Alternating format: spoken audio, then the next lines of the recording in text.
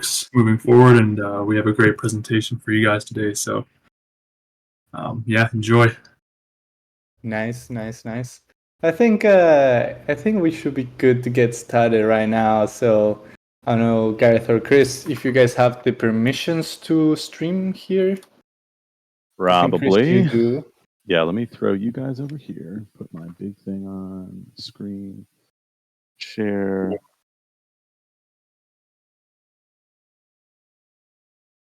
Let me see if this is. I got to get back to the top of the slides.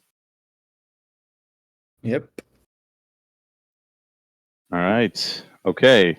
The third monthly Star Atlas Economic Forum, going strong. It feels like these things come way quicker. It feels like the months just fly by when you start to actually track it. Or the thinned, as Gareth would have had it. He he like switched out the 2 for a 3, and it was just 3 ND. That was a fun little Easter egg this morning. So just a couple of data. I don't even want to call them updates this week. It's just going to be us going through a couple of different topics with some really fantastic graphs. This is very much going to be here's what we are looking at this month. Here's the different things that we thought were cool.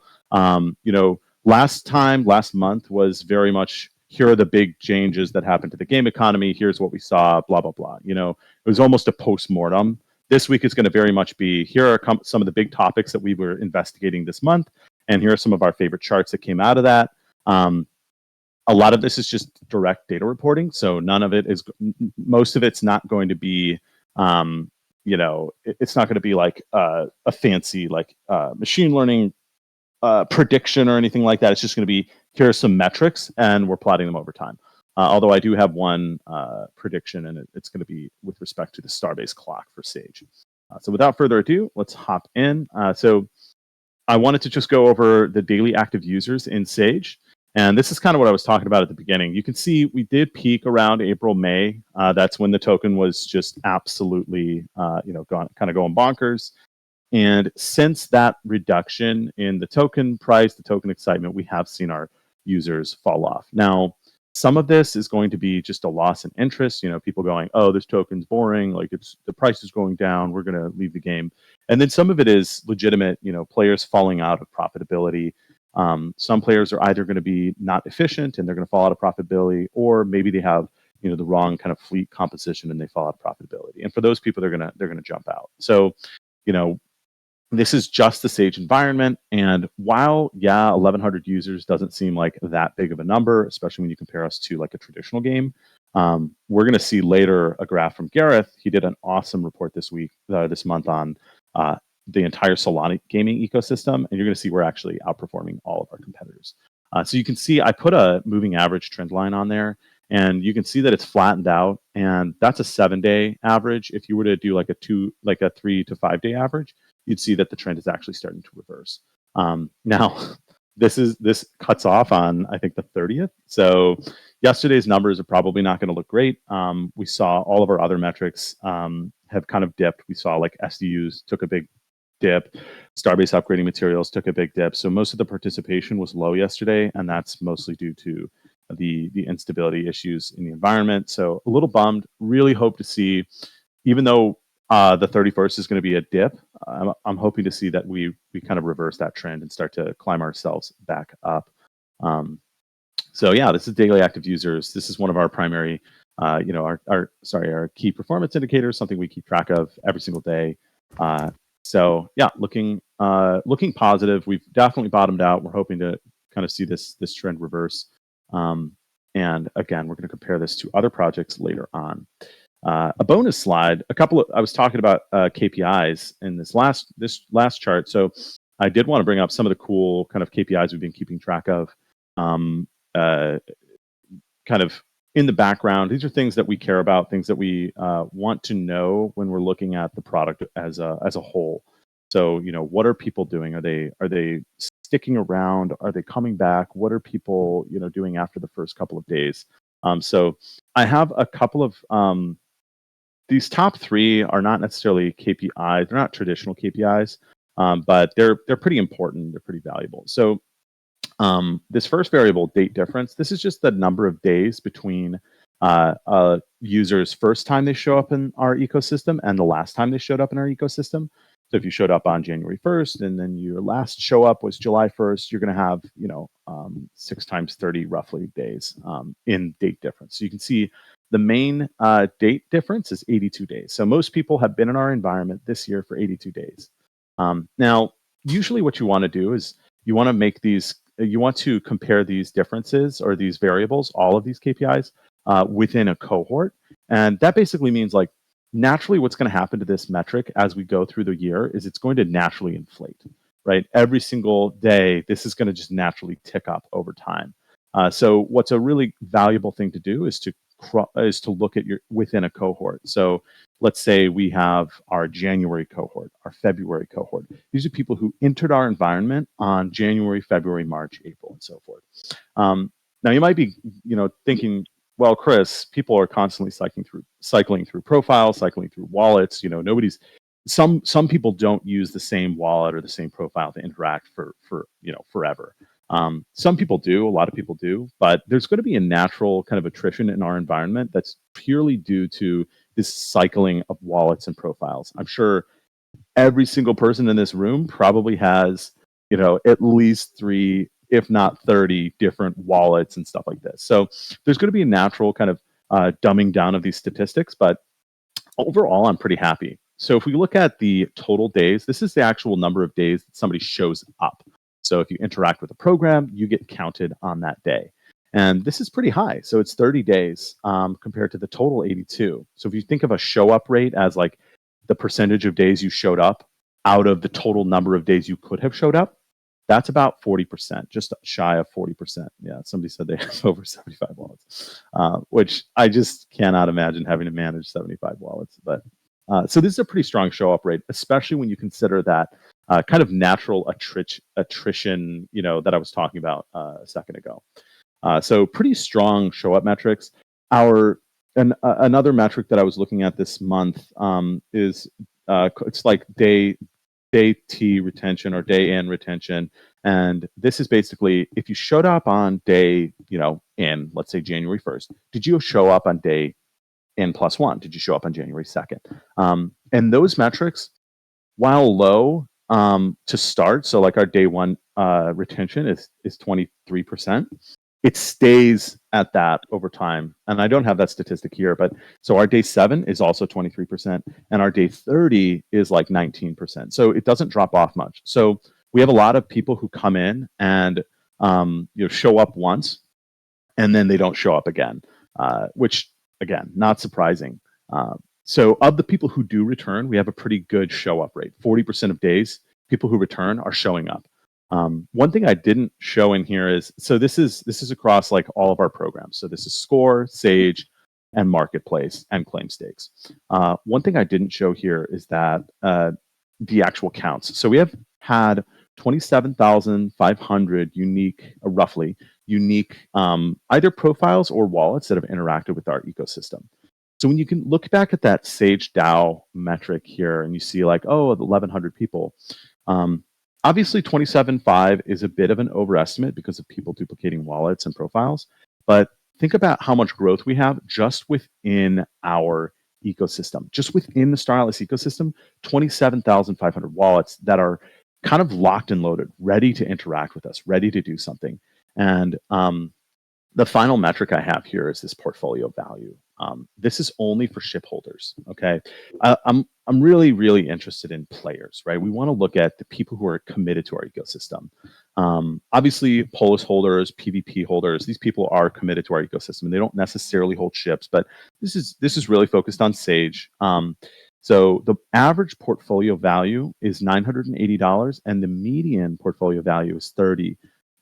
Okay, so this is obviously a large gap, and this is going to emphasize that pretty substantial difference in, or kind of that substantial, I'm going to call it the Pareto effect, which is, we have a huge, massive players that have, anywhere from $100 to $200 of assets, and then all of a sudden there are like, there's a small percentage of the population that own just thousands and thousands of dollars. So that ends up skewing, the data quite a bit, or skewing the distribution quite a bit.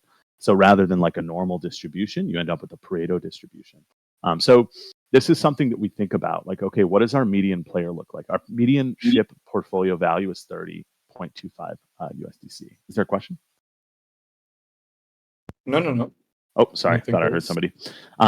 So obviously this is all ship holders. If we look at portfolios for Sage players, both of these numbers are much higher. So I think the median for players in game is more like, oh God, I want to say like 100 something, 125 maybe. But yeah, so this is kind of cool. These are some metrics that I've been looking at. And then something to note, as we get into kind of this ecosystem-wide analysis that Gareth's going to go into later, the sample size here, and I forgot to list this. I kind of wish I had, but the sample size for the ship portfolio is about 125,000 wallets, and then of all Star Atlas ecosystem assets, it's almost 200,000 wallets. So remember, like, this is our kind of universe of users. Now, are every single one of those wallets a unique user? Of course not. But that's kind of what we're working with. Like, when we think about this from a classic product design and growth perspective, we want to know who is in our funnel. And there's right now 185,000 wallets in our funnel. How do we get those people? How do we get them attracted to the game? Well, we keep releasing awesome products, and you guys are aware of some of the cool products we have coming out before the end of the year. So really excited about the growth potential is great here, because we already have all these people in our ecosystem. All we need to do is say, hey, come play the game. We don't even have to convince other people to come into the game. And gosh, I wish I had gotten the exact numbers for you guys. But yeah, 185K roughly. Wrath, do you have the exact number off the top of your head? If not, Yeah, that's it's all. about, it's close to your estimate, but I don't have the most recent. I got too many secret things on my screen to close out of this, so I can't go look for it. All right. Just kidding. All right, so moving on. Now on to a completely different topic. This is my Starbase clock, my Starbase clock simulation. So you can see I updated the model right around here, and so we ended up having kind of some crazy swings, because this is basically, for the most part, it's a linear interpolation model, and this basically says, okay, what has been the behavior? What's been the mean behavior over the past month? And let's pretend that mean behavior were to continue for the next month. How long would it take until all of the Starbases were completed? Okay, now this does not account for some of the strategic and logistical complications that are going to happen, right? It is just going to simply take longer to upgrade a Starbase that's way out in the stratosphere than it is going to be to upgrade something that's close to the CSS, because you have to do a lot more kind of movement. So this is just assuming that whatever the level of productivity and kind of maintenance that's happening in the game right now continues into the future. So I updated the model to be a little more sophisticated around this period. Basically, what I did was I said, okay, I implemented a weighting procedure that weighted the importance of materials. So before, it was kind of equally weighting power sources and radiation absorbers. And what I did was I introduced new weights that weight those two assets. And so you can see, like, there's something was happening with the data, that it was like skyrocketing for the oosters. And I realized, like, oh, we need to actually weight this, because if there's a slight kind of change in the oosters' behavior, their estimated time is going to skyrocket. So you can see their estimated time to complete has dropped significantly since then. So you can see Mud and Oni are floating just below 400 days. And Ooster, I don't know, we'll see where this starts to balance out. Again, the model is going to be pretty hectic since I just updated it. So after a few days, it'll start to come back. It'll start to calibrate. But yeah, so we're looking at about anywhere between 400 and 500 days before all the Starbases are complete. So, that brings us on to the next topic, which is crew.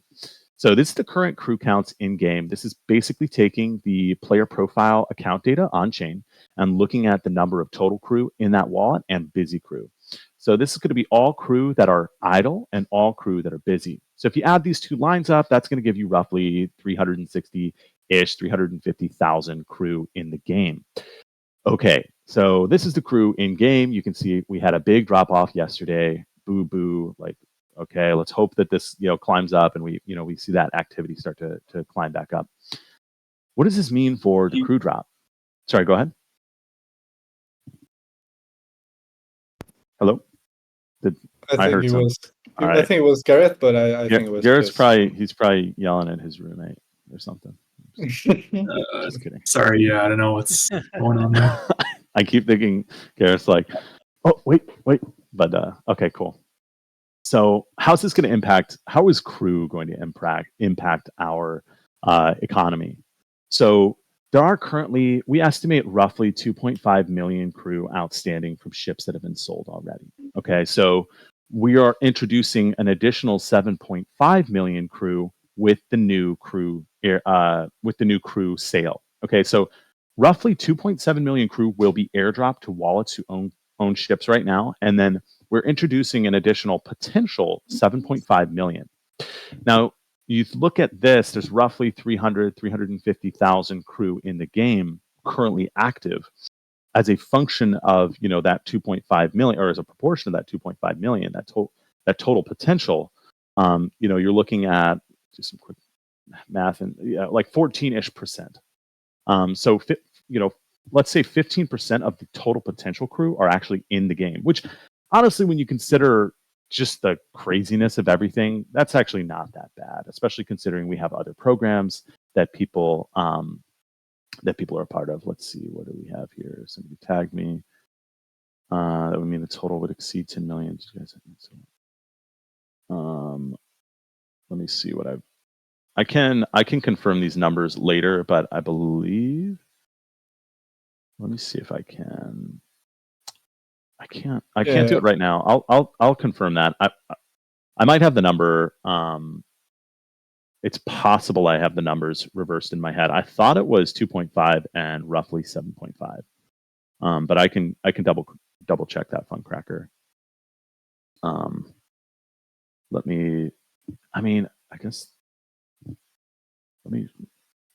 check it later. So potentially, let's stick with the 7.5 right now. We have the potential. Let's say, we sell 33% or a third of the possible crew. That could potentially inflate the number of crew in the game by. Okay, so Michael, if he said that might be true. So that could potentially inflate the number of crew in game by let's say 2.5 million more crew are added to the game. That's like a 6x increase. Okay, so we could pretty reasonably see anywhere from a 3, 4 to 6x increase in the number of active crew in the game. So what that's going to do is that's going to speed up these Starbase schedules. Now, I'm not going to go into the specifics of what comes next, but rest assured, we have some incredibly cool stuff planned for once the Starbase clock is out. So rest assured, even if we do see a number of crews skyrocket and the actual, crafting of the Starbases starts to speed up, we've got plenty of feature updates in the pipeline that are going to solve this problem for us. So obviously, the extent to which the kind of the sophistication of those solutions is going to depend on how quickly we need to fix. So if we end up with, like, the cool thing is, like, yes, if we sell out of crew, that's going to speed up the Starbase clock, but on the other hand, that also means that Star Atlas is like good to go forever, or not really, but we're like in a very, very good situation where we can complete the game and start to really scale the player base. But so it's kind of a double-edged sword. So where was I? Yeah, so we could potentially see an increase in the clock. But we've got plans to fix that. And Katir, it's not going to be a reset. I can almost assure you it's not going to be a map reset. Like 99.9% sure it's not going to be a map reset. So with that, kind of, I don't know if it's an elephant in the room, but one of the topics that people have been talking about a lot, you guys are probably familiar if you're in this conversation today, if you're in the audience. The FTX estate was basically I'm not like a finance person, and honestly, I give a shit about these guys. Like once they're fucking done, like they fuck these guys. But I'm not going to worry myself with the details. But basically, big bank just bought up a shit ton of tokens, and they are dumping them. So you'll notice like this is just shy of 3 billion tokens. This is Atlas. Have been sold. Almost all of them have been sold in the last several months, literally like in the last 3-4 months. That is a huge amount of tokens relative to the total supply. So obviously like that's going to have impacts to the overall market of Atlas. And then, you mix that with the broader ecosystem, kind of like broader crypto ecosystem. So it's been a rough couple of months, but I mean, when you consider the scale of this, it's just kind of, honestly, the fact that we're still here is just like, it just goes to show that our model is much more insulated and much more resilient to this type of behavior, which is really good. So I've got two different models here. I've got a linear model, which is basically just a linear regression of spend down, and then I've got a non-parametric model. A non-parametric model just means I'm not making any assumptions about like the shape of the slope or the shape of the curve. So there's a bunch of different ways to model kind of the shape of this spending behavior. And the non-parametric model just says, okay, it only looks at the last it looks at the last 2 weeks of data and forgets everything before that. Because you can tell like this linear model, I put it in red there, that regression line is, while it matches the average slope, it's not going to be accurate to the last couple of days because these guys have really aggressively started to spend down. So you can see they're floating there just below, according to my data, the data I have available in the wallet that I believe they are using to store the data in cold storage. They're sitting just below 300 million Atlas. And you can see there in the non-parametric model, which I think is the more trustworthy one, we should be sold out by around August 9th.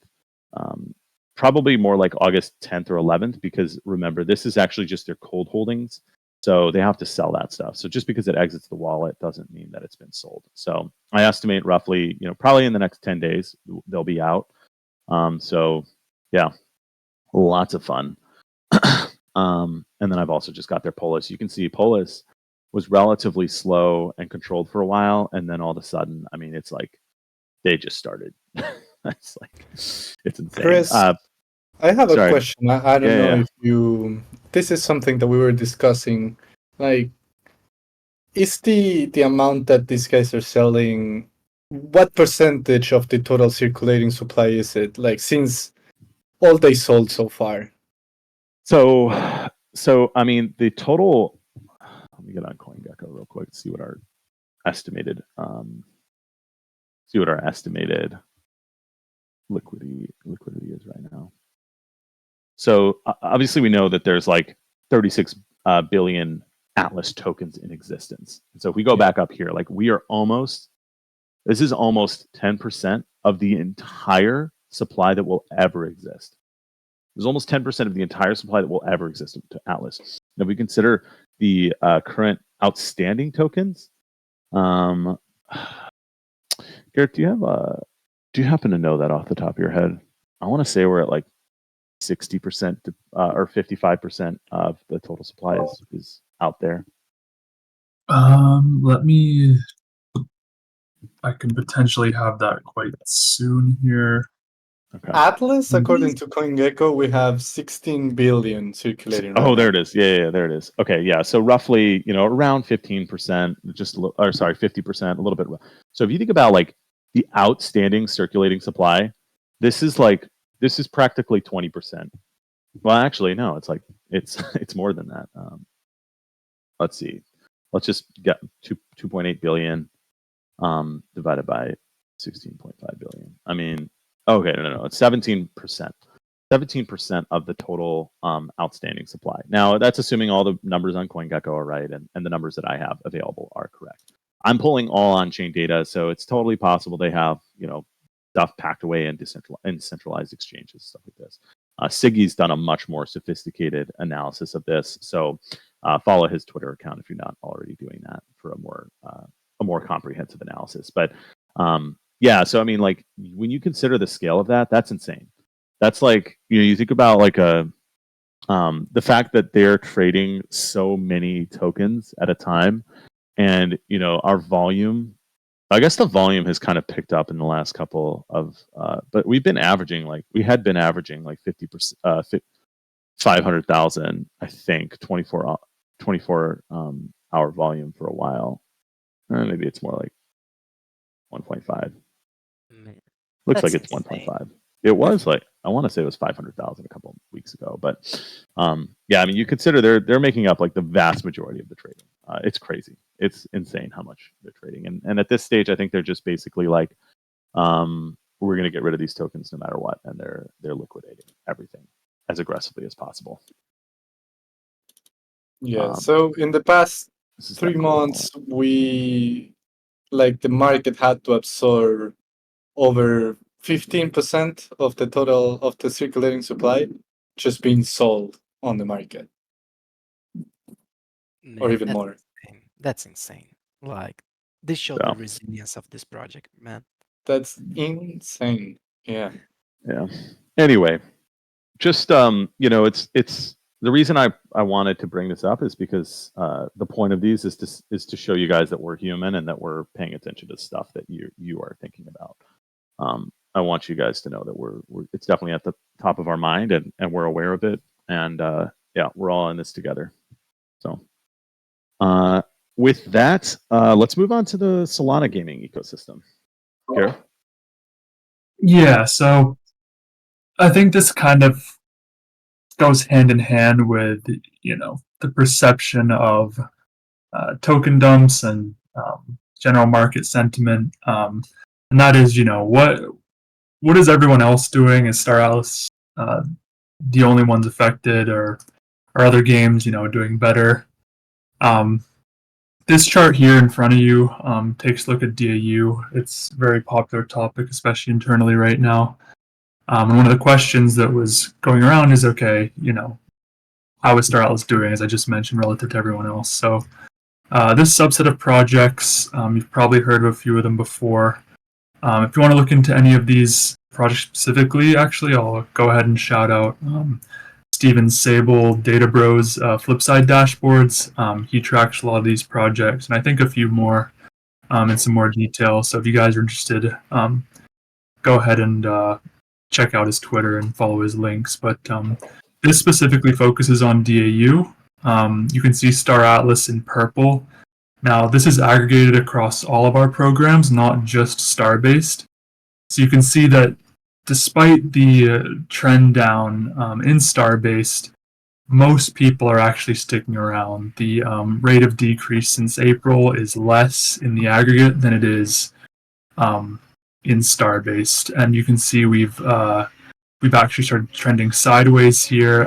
Looks like, yeah, third quarter of June, much earlier than the Star-based chart would anticipate. So that looks like around 3,000 DAU per day for Star Atlas. I believe that translates to around 8,000 or 9,000 monthly active for us. Moving down, we see projects like Genopets, Steppen, very staple names on Solana, both experiencing similar downtrends during the period. Obviously, markets play a big role, but also, players are choosing the games with the largest feature set, and especially with, our releases, and notably actually Honeyland, who's less visible here. They're actually the green, much lower. Players are flocking to games with, more interesting feature releases. on the topic of Honeyland, they're one of the few that's actually seen a resurgence in their players during the period. A slight drop off close to the end of the month here. I believe they released a season pass type product that boosted their players. So you can see there is some reception to fun and engaging gameplay here. Players aren't just leaving to leave. There is room to attract, and we're staying super steady, which is great. So features like crew, features like increased StarCom stability, and stuff I cannot disclose will prove really impactful on measures like the DAU. Soul Casino, which is more of an honorable mention, they've remained extremely steady. Gambling being one of those subjects that's not really reflective of the markets, more a reflection of human behavior and their preferences. No one's going to stop gambling because Solana's going down or Bitcoin's going down. That's just a fact of life. So they're in there. There are quite a few other charts which I'll go over quickly that were in the larger section of the report. I do have another slide after this, but stuff like transactions per user, Analyst greatly outperforms. We're doing significantly more volume across our NFTs than all of these projects listed. Steppen, I believe, and Soul Casino being tied for second in terms of their volume. We capture about, I believe, it's around 46% of the total DAU on Solana, putting the total, I believe, around between 6,000 and 7,000 currently. Now, that has been much higher in the past. Meme coins gathering a lot of attention now. But yeah, given our MAU being around that number, and the MAU of Solana Gaming being, I believe, around 15,000 to 18,000, there's a lot of people that are playing that we still want to capture. So that's kind of our position here, where we are greatly outperforming. Again, 3,000 DAU across DAO, Score, Sage, Marketplace, Claim Stakes, you name it, it's in here. So very encompassing. And same with other projects, we capture every single program. Now, one last point to make is some of these projects do have some Web 2 features, but any extraction of value, any rewarding of value or earning value, all has to go through a program ID, which is captured here. So in terms of a Web3 DAU, these numbers are accurate on the project level. And part of the reason for including this list is because they do have programs that basically encompass all of the relevant activity that we use to measure a DAU in a normal project. So whatever's left out just didn't have numbers that I felt comfortable putting into this graph. So we can move on to this next slide, Chris. Gareth, I see a question. Sure. I think it was from Funcracker. He was asking if why some of these numbers are lower than some of the official numbers in the case of Honeyland, for example. And I think this could be because in the graphic that we have now, we're just tracking on-chain programs, right? Or yeah, so Honeyland does have some Web 2 features, and I'll get to the question in a second. They do have some Web 2 features, but any value extraction, any interaction with core blockchain gaming elements is done through their program ID. So the actual users interacting with these programs are reflected in that chart. And that's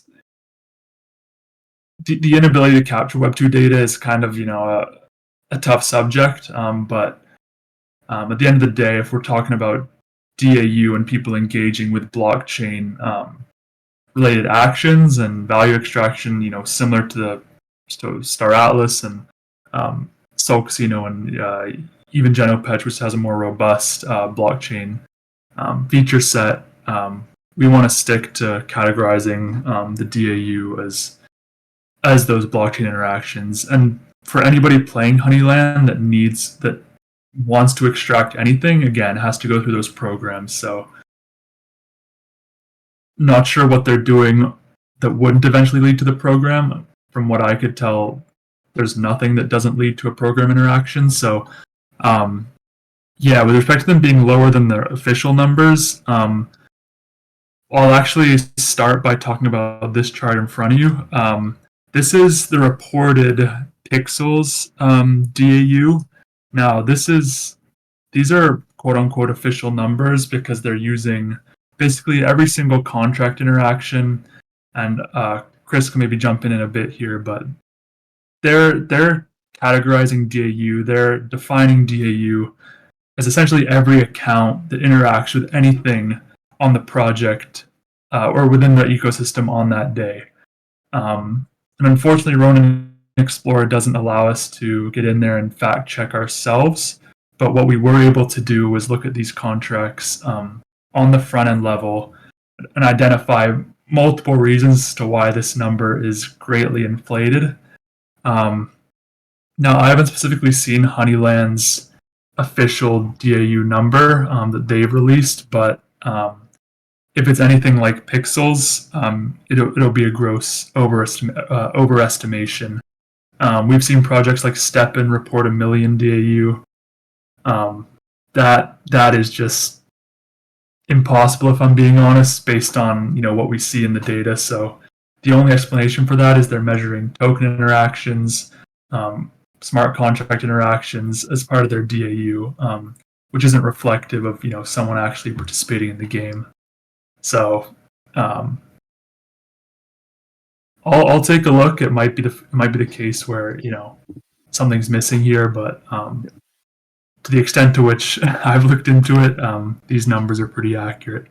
And this pixels chart here shows 800,000 DAU, and to put that into perspective, if there was a Web3 game with 800,000 DAU, that would be across every major gaming publication out there. So just from a purely social media and media perspective, like we'd be well aware of a game with those numbers if they were accurate. People, you could ask your friend and they would have heard of it, right? So it's now our official language, Gareth, is that we suspect that these numbers may not be accurate. We are not, we don't have any evidence or proof. But the whole point here is not to, we don't want to throw shade.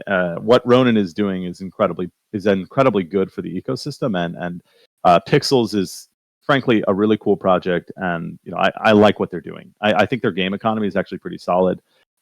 There are some mechanics that would incentivize botting behavior, duplicate account behavior. So, for example, they have a couple of features where you can earn pixels, but it's limited either to the specific account per day or overall per day. So what this does is it encourages people to, once they hit the cap, they go create a new account and they start to do that over and over again. So there's definitely some gameplay mechanics, game economy mechanics that would definitely encourage multi-accounting. And then, of course, there is the measurement problem. There's the measurement problem, and it's twofold. We don't know, we cannot get the data. It's very difficult to get the data about this. At least as far as I spent a good number of days exploring the Ronin Explorer and this ecosystem, and I just was not able to find a reliable, here's all the data. So that's the one tough part. But then also, obviously, if we were to measure our daily active users as the number of people who interact with one of our tokens, our DAU would be more 25,000 or something like that, instead of the very conservative number of, I don't remember what it was, 4,000. 3,000. 3,000, yeah. Right? So we could inflate our numbers too.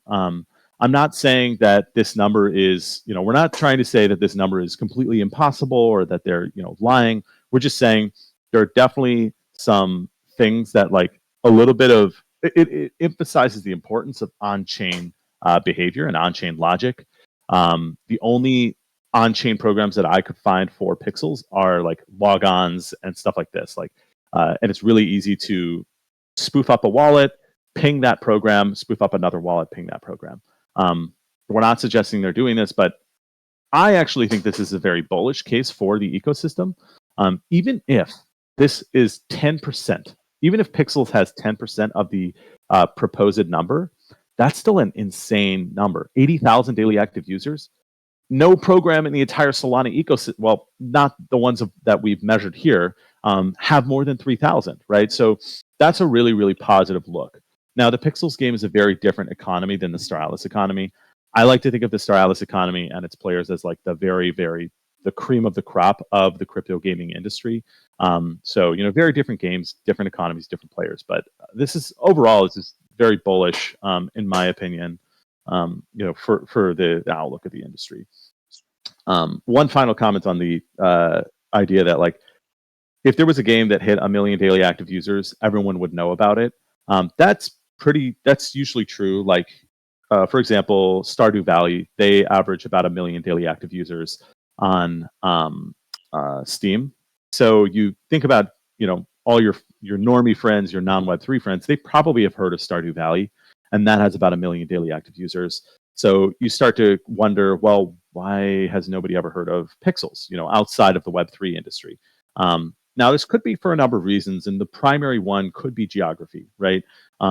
Your normie friends, if you're in the West, let's say you live in the United States, you're less likely to have heard of AFK Arena. You're less likely to have heard of Honkai Star Rail. Some of these games that are really popular in the East, but aren't as popular in the West. So just because you haven't heard of it or your friends haven't heard of it doesn't mean that doesn't have the potential to have millions of daily active users. But just wanted to add those caveats. I think it's definitely likely that this is an overestimate. At Star Atlas, we try to underestimate, but even if it's 10% of the number they propose, that's really good.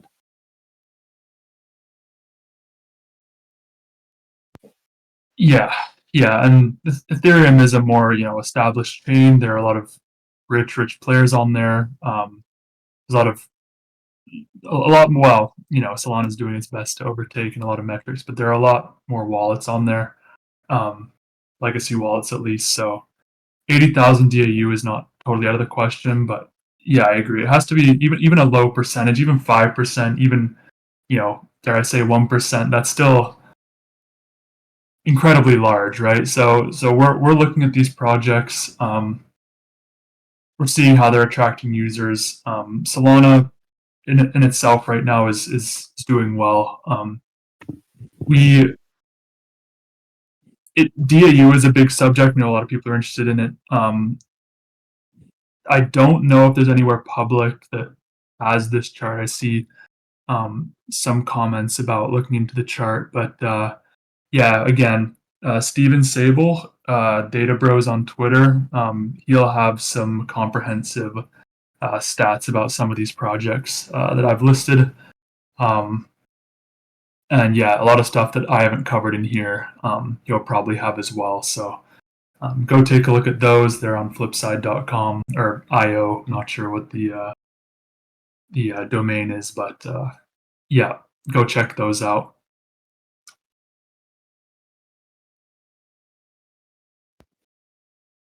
Cool.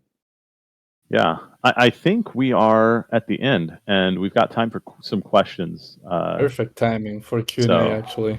Yeah. I know Except for some my people dogs just started barking. No worries. I know some people posted a couple questions beforehand, but we may actually have clarified them. So feel free to raise your hand if you have a question. We can let someone on stage or post it in the chat. We are reading the chat right now. I see some people typing. If there are no questions, we are happy to give you guys 10 minutes back. There were some questions from Katir in the econ channel. There's a question now from Earther, and I don't know how much you want to comment on this, Chris. I know you kind of touched on it, but can you talk through your expectations about crew release? Yeah. I mean, the crew release is like expectations in terms of. I'm assuming you're just talking about revenue and like the number that we expect to release. I think also how it can impact the current economy, Yeah. how So it can change. yeah, I think I spent quite a bit of time earlier talking about how it would impact the economy, so I won't address that. But yeah, in terms of our expectations, um, also probably won't address that. We're hoping, obviously, like we have our targets that we're hoping to hit. We have we have our low estimates, our high estimates, and we're very excited about the product, and I think like it's ultimately going to lead to a lot of changes in the ecosystem. Just having like the CNFTs exist is going to be huge. We anticipate, obviously they'll happen on other exchanges. They're not going to happen on the marketplace, but the Galactic marketplace. But we should expect the Star Atlas ecosystem trading volume to increase. So a lot of positive effects. I'm feeling pretty good about the release. I think it'll hopefully, we're going to be probably releasing these right after that FTX wallet is finally done, selling into the market. So hopefully it'll set us up for a nice recovery from these last couple of months kind of sliding in terms of daily active users and other KPIs. So feeling really good about it. I think as long as the game keeps on not collapsing, we should be fine. The team is also doing a great job at working with other projects and communities to spread the word about Crew and get other communities involved. So hopefully we'll see some influx there in terms of players, again contributing to some of those KPIs that Chris just listed. But yeah, it's going to be exciting.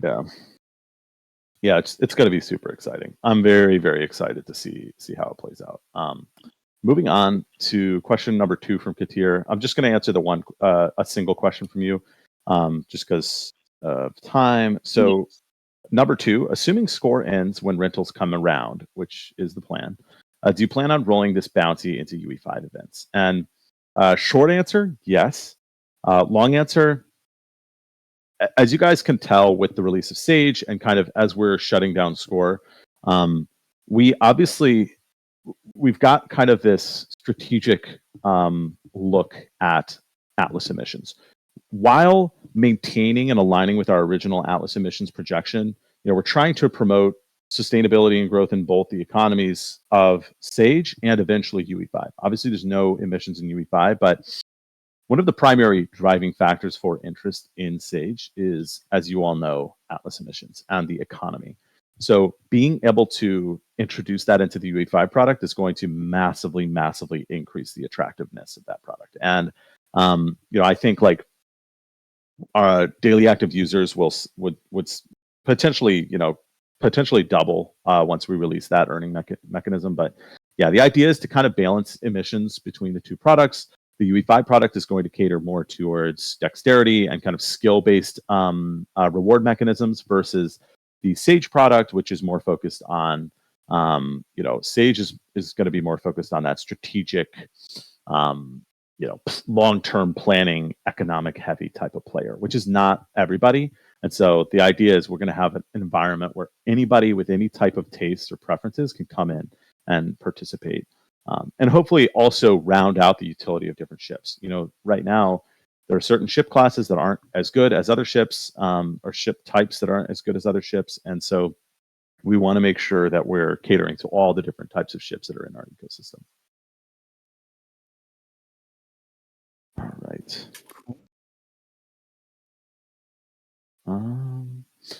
Brian has a question I have a quick answer to. I won't comment on that quite yet with respect to the UE5 economy loops, but rest assured it is definitely something we are thinking about and working on. Icy's got a few questions. Let me read some of these and see which ones are quick answer.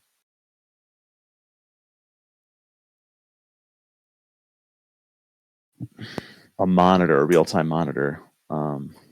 That's pretty cool. Sorry, which ones are you looking at, Chris? Sorry, the icy questions. I'm just questions? kind of skimming, and once I find one that I think is Okay. The best. And Gareth, if you see one that you want to answer, feel free to jump in. Yeah, we still have 5 minutes left for questions, guys. So feel free to post anything in the chat. Okay, I'll go with question 2 from Siggy, Icy. Do you have any ideas to implement a real-time monitor to city, planet, sector, universe, economy in the future? I'm assuming this is basically like, you know, honestly, it sounds like they're kind of describing the Eve Eye tool, which gives you an idea of where is everybody's fleet, who's doing what, how many crafting jobs are going on, how many upgrading jobs are going on, what material is what. I'm assuming that's what you're saying. Honestly, I think that our monitoring will probably be more focused on the macro economy and probably more focused on daily aggregates versus like real time. That's the plan. I think like the EVI project is an example of a really, really awesome player driven project that that is going to, something like that is what we want to see for the our players and our community kind of driving. So yeah, pretty safe to say we'll do that. Just a quick comment on that. The Star Atlas, the term Star Atlas refers to exactly what you're describing, like essentially, I'm forgetting what the equivalent was in Star Wars, but essentially a real-time map / view of activity in the universe. And I believe that is still, a top gameplay feature for Danny down the line. And from on our side, all that's going to mean is, making sure that the data that's being visualized, whether in UE5 or on a separate client, is accurate. And then, the game designers and UE5 guys can take that and create a visual that's maybe less front end intensive than the stuff we're doing. It gives you guys a cool 3D visual. But yeah, third party tools like eBuy will likely, at least in the shorter term, be a better resource to track real time measures, especially in Sage. But down the line, I believe that's still a big feature that'll eventually come out. There's a real quick question from Bohemian. How's the econ dashboard coming along? It is coming along. So we've got our favorite visuals, our favorite charts, and those are all in internal dashboards. The key now is going to be to make those external facing. And that's going to depend on our transition. We're currently transitioning our infrastructure over to a different product line, and so we're gonna try to get that done before the end of the year. Hopefully, it does.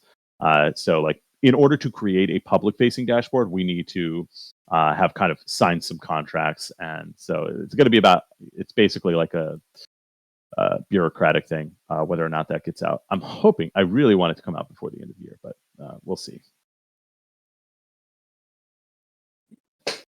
For now, you'll have to come to the forum. Chris, there's a good question from Dark Void on something about the star-based economy, which is something interesting that there seems to be this case of like people saying that if there are more players in, then the game is less profitable for everyone out there. And from the econ side of things, like, what do you think about that, Chris? Like, when people say that if we grow, there's less rewards or revenue for the people already in. Like, how do you see that with the current LP system and the ecosystem, basically? So I answered this question in the last forum. I assume it's a question that will kind of just keep getting asked. I think Katir asked it last time, but the idea here is quite simple. What is the value of a single atlas right now? And what is the value of a single atlas when you have 10 times as many players or 2 times as many players?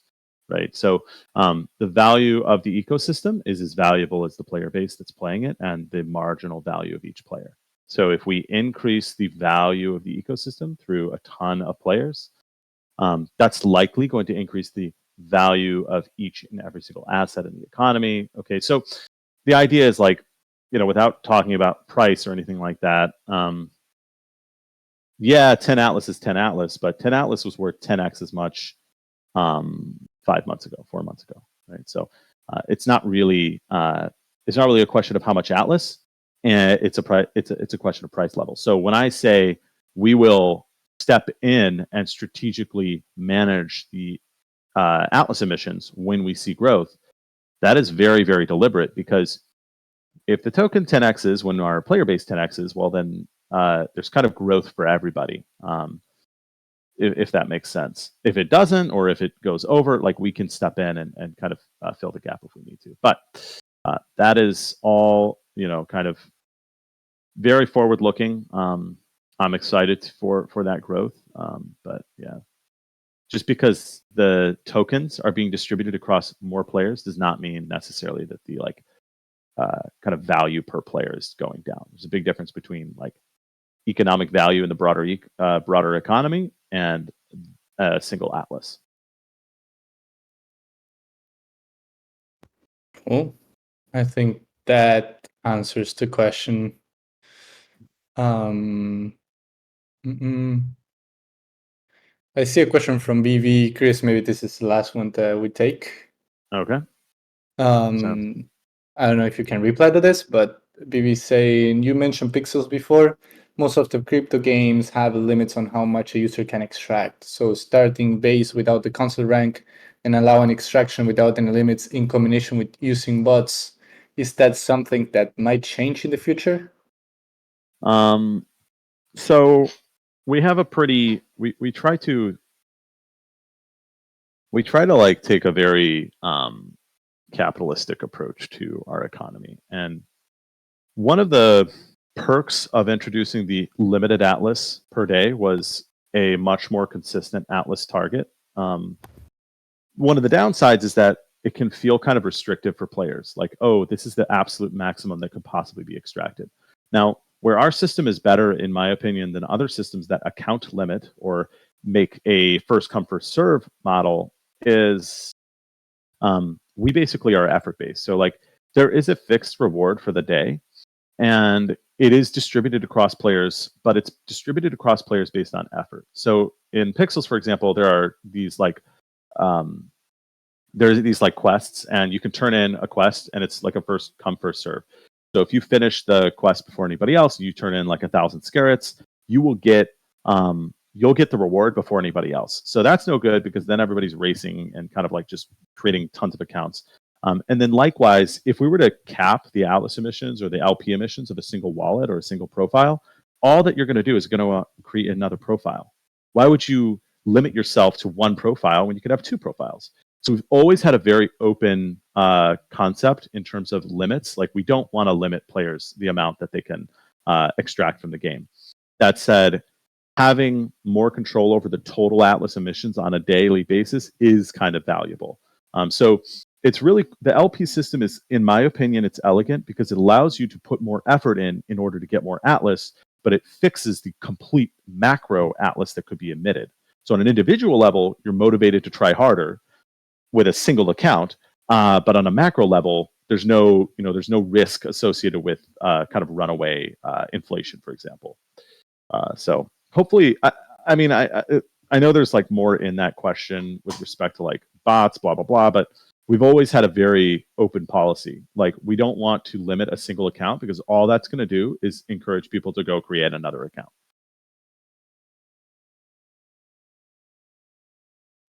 Cool. I think that covers it. We are 5 minutes over the hour, so I think we can close here, unless there's anything else, Chris or Gareth, that you guys want to add. I don't think so. Yeah, no, I'm happy with what we've covered so far. Cool. Well, thank you so much, Chris, Gareth. Again, appreciate a lot the insights and I think that I speak for the whole community when I say these are really valuable, and happy that we're doing this every single month. So Awesome. if you joined late, don't worry. I don't know if Stratus TV was recording, but we were. We'll send the recording to them so they can upload and you can catch it later. So don't worry. But yeah, also make sure to mark us interested for the next ones. I just posted the link in the chat. You just have to mark us interested there in the band link. So yeah. Thanks everyone for joining, and we'll see you next month. And also next Wednesday, we have the Atlas Rule number 123 on how to get ready for crew packs. So just share that link in the chat as well. Make sure to mark us interested. And yeah, we'll see you next week and next month in the next Stratus Economic Forum. So yeah. Thank you, Gareth and Chris, again. And see you next time. Bye bye. Thanks, Thank guys. you guys. Bye. See Thank ya. you guys.